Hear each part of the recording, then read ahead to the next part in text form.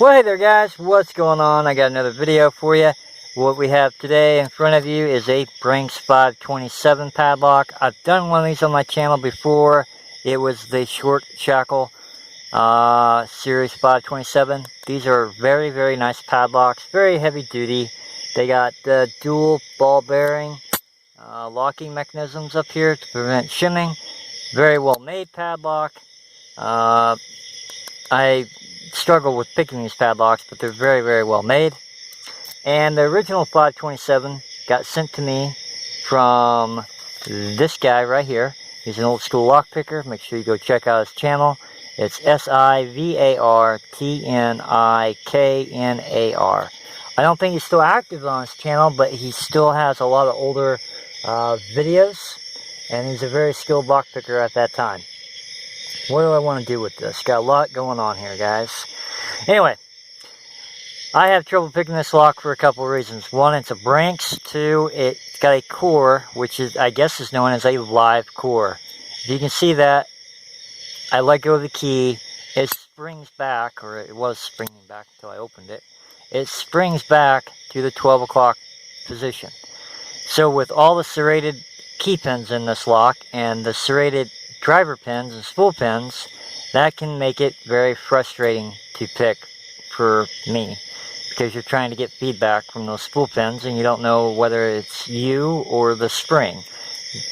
So this is, I guess, known as a live core or a live plug or a sprung plug.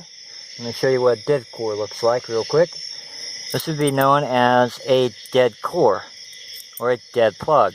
There's no spring tension in the lock. This is a commando lock, locking back up, but you can see there's no spring tension there.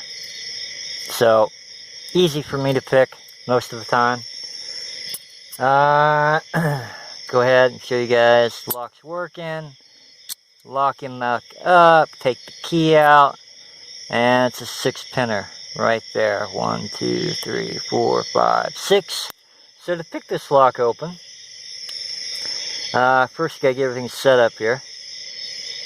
You need a plug spinner. What we're going to do, I'm going to set this plug spinner up. All these do is flip the plug around to the other direction.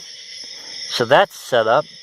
Now I've showed this technique before, I think, with a Master. I think a Master 930. So I'm just going to show it again for all the new lock pickers out there.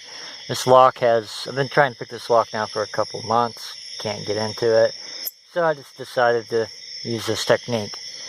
So what I'm going to do, on the bottom of this trap door here, you will see what's known as, I believe, key limiters. They prevent the key from turning the plug to the counterclockwise direction. If you took this plug out of this lock, the cylinder out of the lock, and stuck the key in it, it would turn both directions, clockwise, counterclockwise. The only problem is it opens when you turn it clockwise. So what I'm going to do, or attempt to do, and get the key out, I want to pick the lock to the counterclockwise direction, and I want to stick my plug spinner in and spin the plug all the way around to the unlocked position. So why am I doing that? Because if you pick it counterclockwise, the core is no longer under spring tension. It becomes a dead core, which for me and a lot of lock pickers, it's easier to pick. Some people prefer a dead core, others don't. Another trick to do in this technique is that if you write down the binding order for counterclockwise, you got to pick it a couple times and write down the binding order if you can.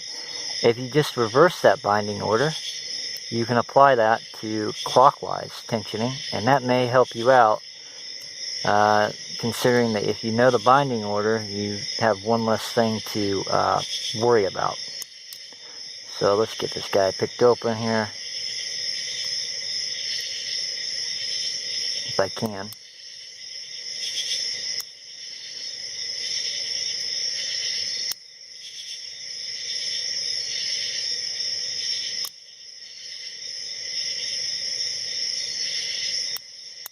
There's my false set right there. And let's see if I can get out of it. As you can see, I got a little bit of wiggle room there between my tension wrench and the key limiter. I think it's the last pin. It gives me counter rotation. Yeah, that last pin, pin number 6. So if I can get that set, there we go. We are picked to the opposite direction. So the plug has spun.